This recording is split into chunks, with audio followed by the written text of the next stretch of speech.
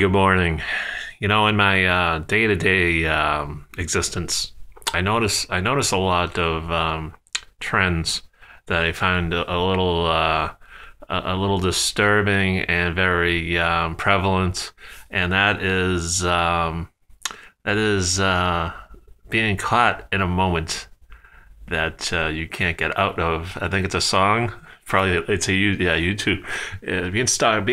Being stuck in a moment you can't get out of, and it's it's not healthy. It's not healthy at all because you can't change. You can't change what's already happened. You can't go and you can't. Change things that have already taken place. And you can't dwell on those things that have already taken place. That's in the past. It's gone. It's over.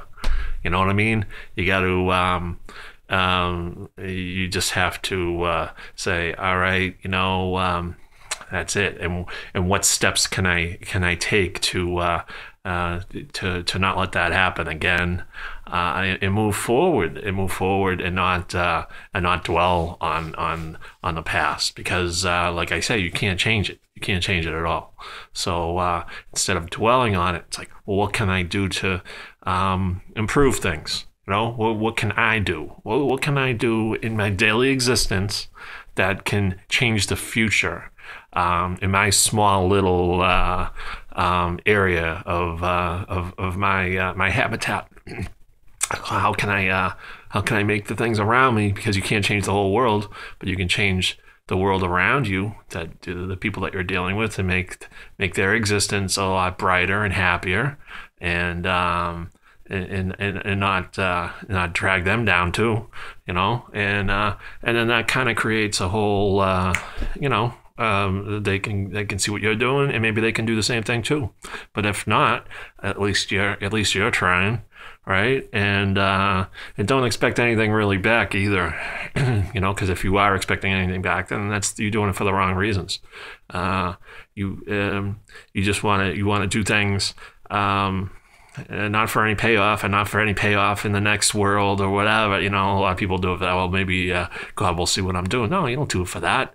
You do it because it feels good, right? And you feel better, and you get like a bounce in your step, and and then that carries over. It's like a snowball effect, and other people will see that. Well, maybe I could do that too, And instead of just being like say like a Debbie Downer and the world is a miserable place, blah blah blah, because that just pisses people off, So and just they don't want to be around you, They don't want to be around anything like that. They don't want to be around negative energy. They want to be around positive energy. They want to be around, boom, somebody like bounces down the stairs and wants to do things, and just wants to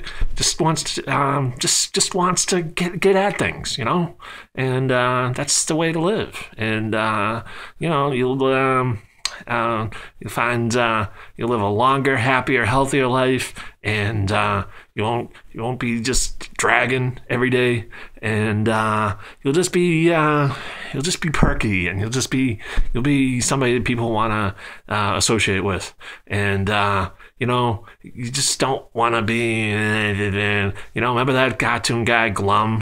We're doomed. Who needs that, man? Don't be gloom. Be or glum. Was that his name? Glum? Be be Debbie Upper. Debbie Upper, not Debbie Downer. Take some doggy uppers. SNL skit, doggy uppers. Be perky, but don't do drugs. No, drugs won't do it for you, because the thing with drugs is like it only works for a little while, and you come back down. So then you get back up and then back down. Just get up in the morning, work out, do something to enliven your mood, and no matter what's going on, look at the bright side of life. Like the Monty Python song, always look at the bright side of life.